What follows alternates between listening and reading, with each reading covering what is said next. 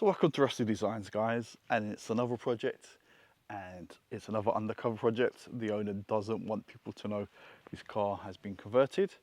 Again, you can see it's a Mark 1. It was a Mark 1 platform car, that's all I'll say. And it's a baby blue. It looks like it's an early car.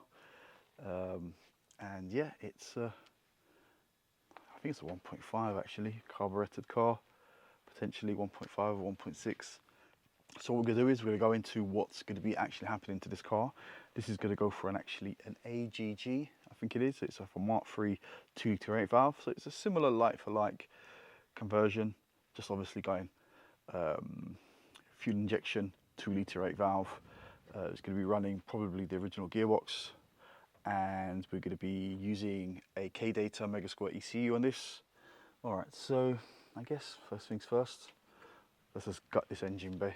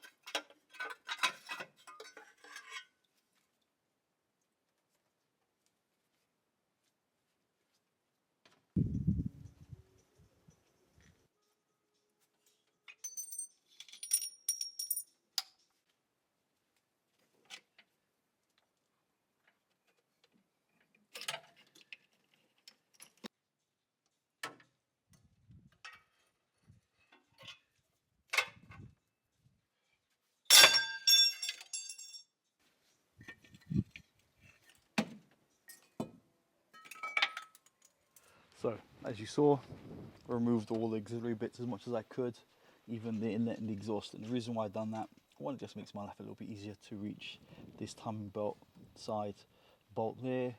Also to get the drive shafts off, the rear gearbox mount as well. And at that point, I've got the option of either I can lift it up or drop it down. So, engine and box is out. Now, I've kind of stripped it down for the sole reason I needed this timing belt side engine mount bracket as well as the alternator bit, because it kind of goes onto there, so I probably have to adapt some of this to fit onto the AGG. Also, the only other thing I need to take off this engine, because we're going to be running not the original gearbox, we're running I think a Mark 2 gearbox, a 40, which is off GTD, slightly longer. Yep, so I'm going to remove this flywheel.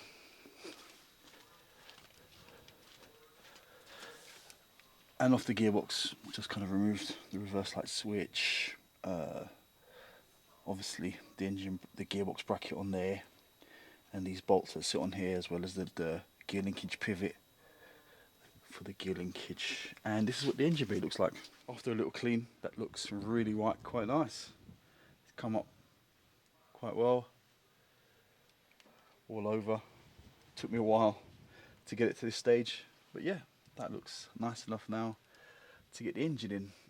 Before we put this AGG in, as far as the engine bay is concerned, I'm probably gonna paint up the steering rack. Also, the gear linkages are all totally, bushings all gone, so I'm probably gonna 3D print some bushes as well as get some new bushing for that. And also we're gonna kind of strip this engine down actually. I haven't shown you the engine yet, so I think it's time that I actually show you what's actually going in here. It's a AGG here in Europe. It's a non-cross flow, so the inlet and the outlet is on the same side, so 2-litre. Now there's certain things that we're not going to be using for this car.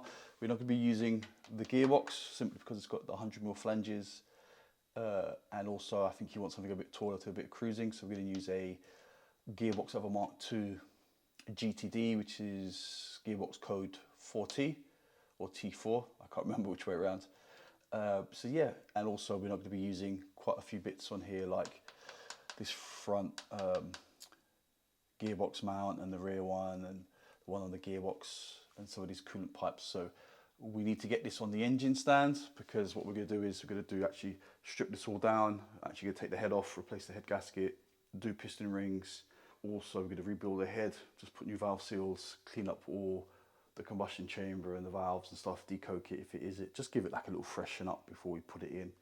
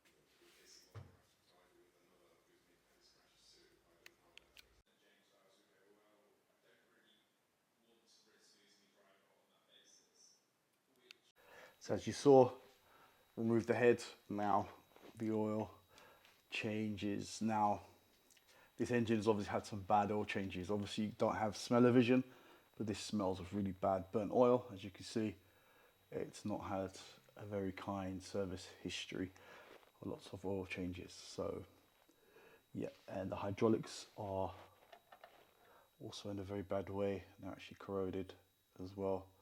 So yeah, we're gonna throw some new hydraulics in there. Take this off to the machine shop. I've already taken the valves out and the valve seals. Get it a light skim. So I got the head back from the machine shop. As we saw, it had burnt oil. It looked like it had poor oil servicing. It just probably had top ups instead of oil actually replacements. They actually ported a little bit. They've actually ported it a little bit. They haven't polished it, but they've literally smoothened it all off, as you can see. And the difference between how it was or how it is. So basically you can see the difference in the cap. Yeah, I'm gonna have to clean those caps. All right, but first things first, let's actually turn the head round and actually get the valve seals in.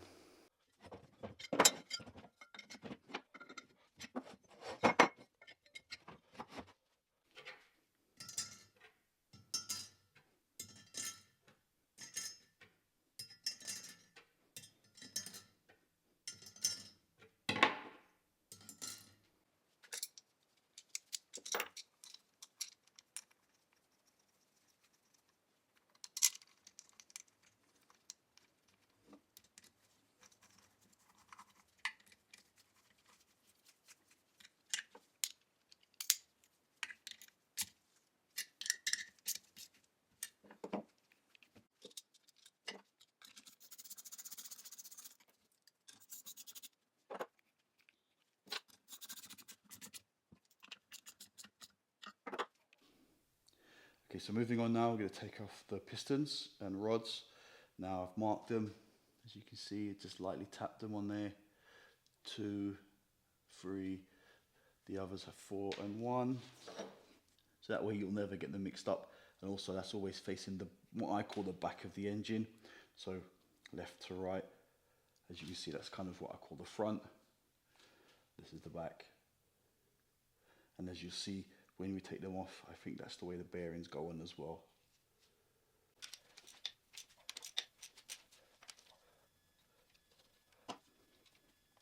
You see what I'm saying? You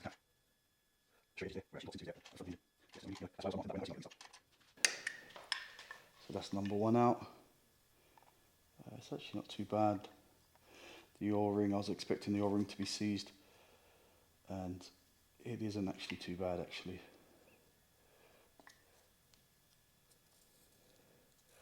But I think there's quite a bit of wear on here. Let me have a look.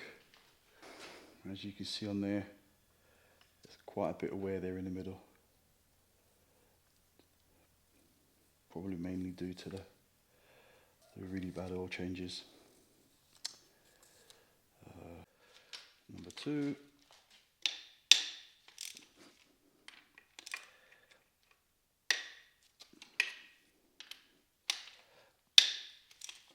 Got about the same amount of wear as number 1 had, but actually a bit more. Actually, it's gone down further. You can see the colour's a lot darker. It's not great. Small bit of scuffing on there. The rings are free, which again surprises me actually, because I would have thought the way the engine was with a lot of burnt oil, the rings are actually not that bad. Let's see what the crank looks like. Yeah, the crank's got a bit of scoring on that.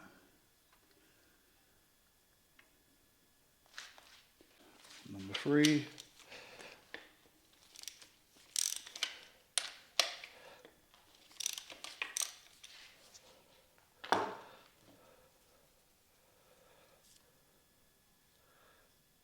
That's actually uneven. It's actually gone polished. Look. And last but not least, number 4.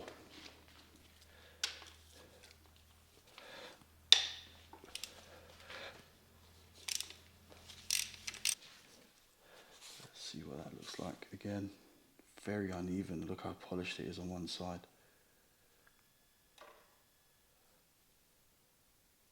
See the difference from left to right? Look how polished it is there compared to that side.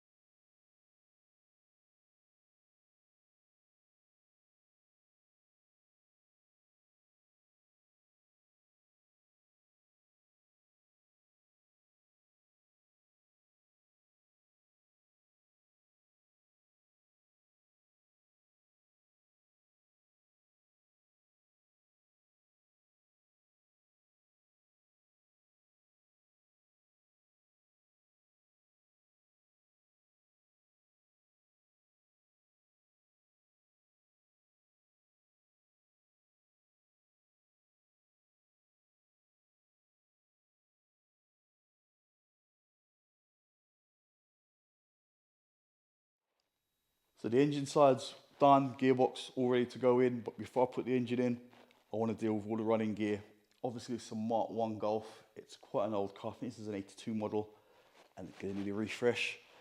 I'm sure none of it's original, but we're still going to put literally from front to back everything new, as well as we're going to be doing a rear disc conversion and a front 280mm conversion using the Epitech 280 kit.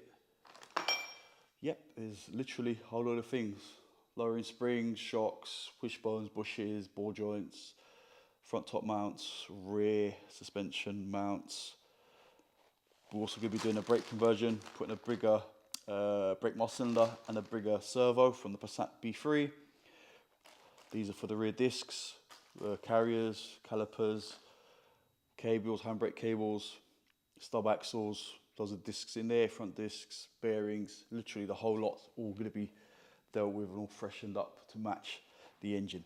All right, guys, let's start with the front. We'll start putting the bushes on those wishbones and stripping down the front of the car to do the wheel bearings next. The first step taken, wishbone and ball joint on. Next, going to remove the shock insert out of the shock and put the lowering spring on. So here's the 280 conversion for the Mark 1 Golf. So we've got Mark 1 hub, had to re-drill and re-tap the location screw for the disc. This is the 280 disc. Seems to be a Brembo Maxi, which they've gone for. This is the 280 caliper carrier, the 280 caliper, and this is the Epitech kit with the bolts.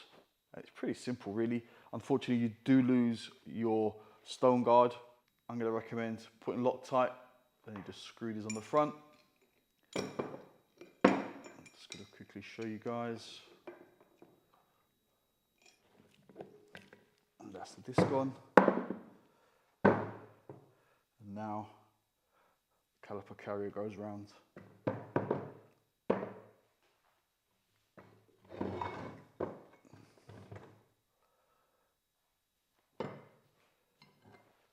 This way around.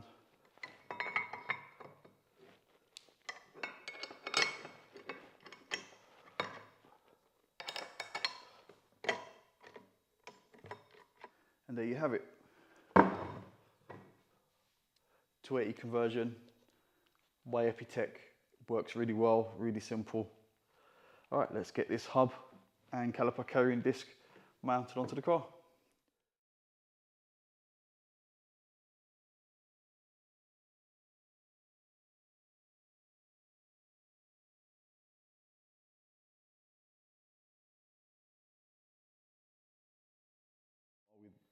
So here we are with the rear beam and the anti-roll bar mounted. What a mission these were to actually crimp on with the standard bushing. I had to trim them down slightly. Again, all that's done on that side. Now, it's been powder coated, it's quite thick. I like to actually take the powder coat off this mounting surface here, because if it does wear, then the bolts will actually then be loose. And we've got all kinds of problems, as well as to clean up with a tap the threads on here. But I'm going to mount that on actually before I actually remove that and tap that, because it's going to be easier to do it without the calipers and the carriers and the stub axles and all that stuff on here. But yeah, so we've got the old beam off, and now we're just gonna get this one fitted onto the car. Okay, so rear beam's on, as you can see. Now just gonna run the tap through these threads here, because it's all full of powder coat, as well as I'm gonna smoothen this off and take off all the powder coat with the sander. Now you see this little ridge on here? That needs to come off because it actually sits on there, so you're gonna get some serious negative camber because it's not resting up against there. And also, as you guys can see, let me just line it up here, you can kind of get an idea. See this bolt? You see that? Gonna need to take this down so the bolt then kind of put a little small indent there with a belt sander, so then I'm able to actually put the Allen key bolt through it. Right, so you can see what I've done here. Totally flattened off that, perfectly smooth. And also, this is the bit I've taken off. There you can see, so it gives me clearance to get that Allen key bolt in and out comfortably. So now what I'm gonna do is I'm gonna put a little bit of copper grease, Loctite on the bolts, put the flange on. Once the flange is on, gonna paint what's exposed with some hammerite paint, and also paint here as well. So there you have it, guys. So rear Mark 1 disc conversion done. Basically what we just used is Mark 2 stub axles, Mark 2 discs, calipers and carriers, and the handbrake cables are from a Scirocco 16 valve, I think. Yeah, so that means we've literally done all the running gear on this car. So we've done shocks and springs, rear beam with U-bushes, GTI anti-roll bar, full disc conversion, handbrake cables, new brake lines. We've done also the front. We did lower arms, ball joints, bearings. We did the Nepitech 280mm conversion using G60 discs and pads, calipers and carriers, top mounts, bigger 9-inch servo. Literally all the running gear is done in this Mark 1 now. Now it's time to move back inside and actually start putting this block together.